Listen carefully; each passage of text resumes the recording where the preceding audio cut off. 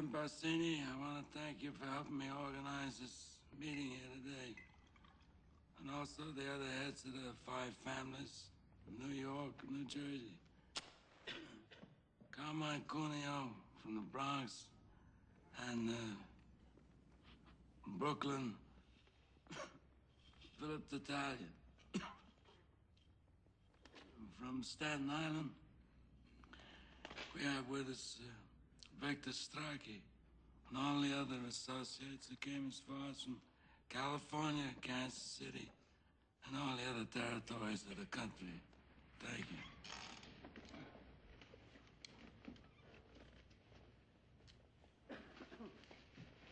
How did things ever get so far? I don't know. It was so unfortunate, so unnecessary. Talia lost a son. I lost a son. We're quits. And if Talia agrees, then I'm willing to let things go on the way they were before.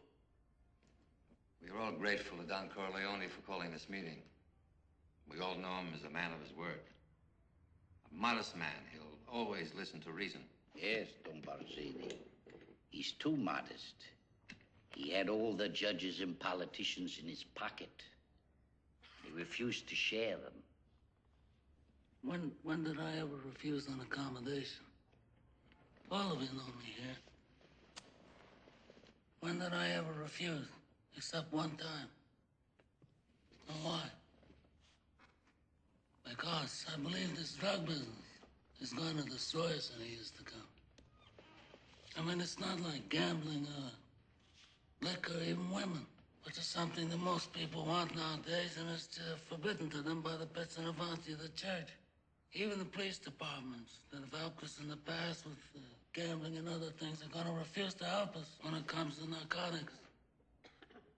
And I believed that then, and I believe that now. Times have changed. It's not like the old days, where we can do anything we want. A refusal is not the act of a friend. Don Corleone had all the judges and the politicians in New York. Then he must share them. All it does is use them. He must let us draw the water from the well. Certainly he can present a bill for such services. After all, we are not communists. I also don't believe in drugs. For years, I paid my people extra so they wouldn't do that kind of business. Somebody comes to them and says, I have powders. If you put up $3,000-4,000 investment, we can make $50,000 distributing. So they can't resist. I want to control it as a business, to keep it respectable. I don't want it near schools. I don't want it sold to children. That's an infamia. In my city, we would keep the traffic in the dark, people, the colored. They're animals anyway, so let them lose their souls.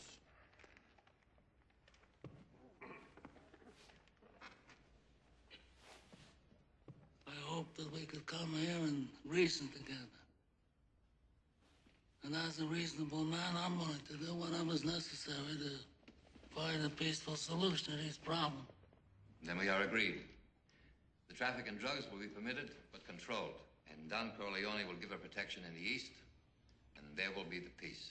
But I must have strict assurance from Corleone.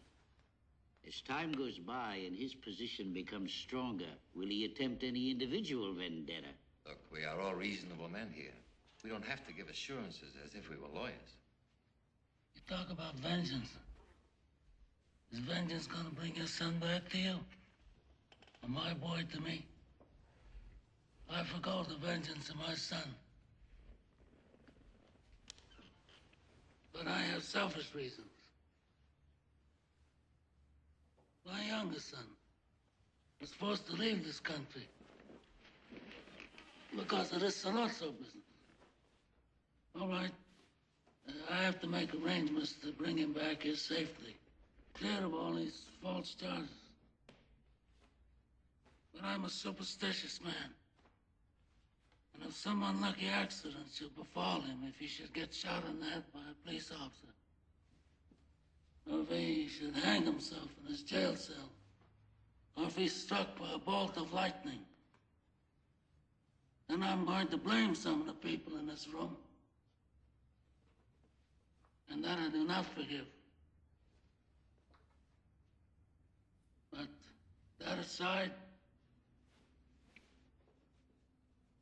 let me say that I swear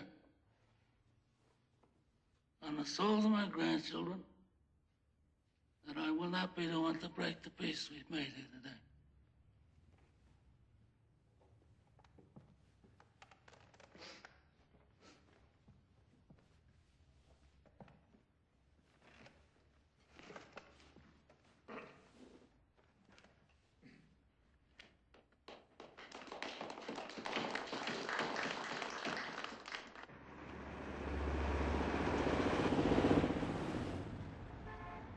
When I meet with the Tatalia people, should I insist that all these drug middlemen have clean records? Mention it. Don't insist. Bazzini's the man who'll know that without being told. You mean Tatalia? Tatalia's a pimp. He never could have outfought Santino. But I didn't know until this day that it was Bazzini all along.